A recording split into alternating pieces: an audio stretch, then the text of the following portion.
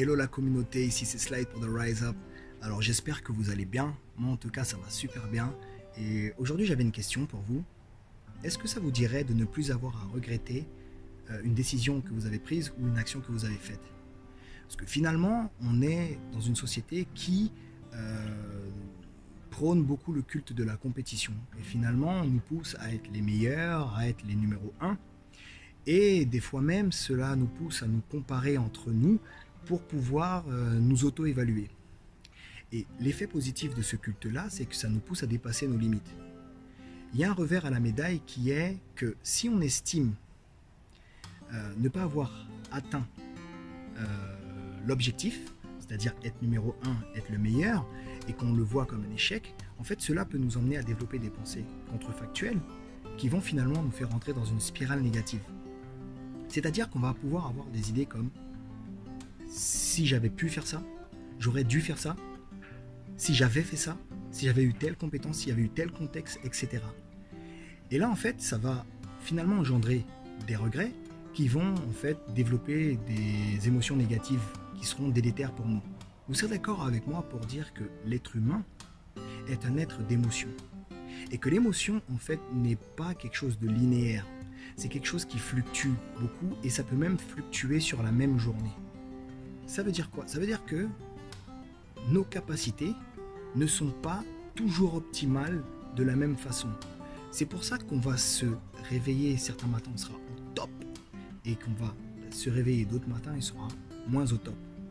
Il s'agirait ici finalement de changer en fait notre perspective, d'élargir notre vision et de pouvoir se dire aujourd'hui je n'ai pas envie d'être le numéro 1, mais je veux être mon numéro 1. Et à ce moment-là, ça change les choses parce qu'on va se retrouver face à deux choix. Soit on focalise sur cet échec qu'on estime avoir et on va nourrir et entretenir toutes les émotions négatives qu'on a citées précédemment. Soit on va se dire, ok, je suis un être humain, un être d'émotion et donc j'accepte le fait qu'aujourd'hui je fasse moins bien qu'hier. Et que dans mon environnement, il y a des facteurs sur lesquels j'ai peu, voire pas du tout de contrôle. Le temps, la température, mon degré de fatigue. Peut-être que l'activité que je suis en train de faire est d'un degré de difficulté différent d'une autre. Peut-être que la personne avec qui je suis en train d'interagir n'a pas forcément la même attitude, posture, compétence qu'une autre.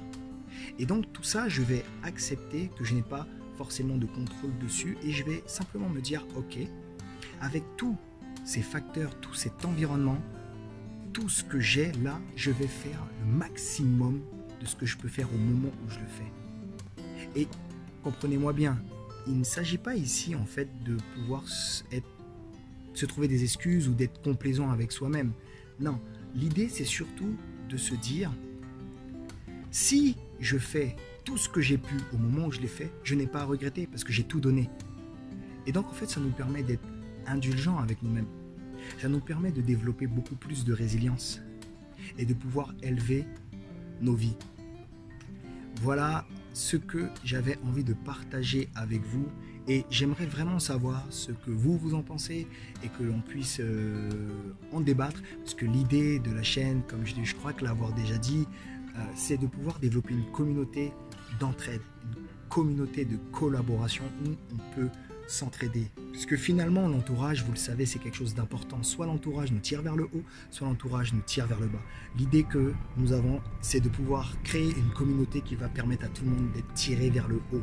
Donc, posez des questions, débattez, partagez, likez, faites bouger, puisqu'on est ensemble. Voilà, donc c'est tout ce que j'avais envie de vous dire.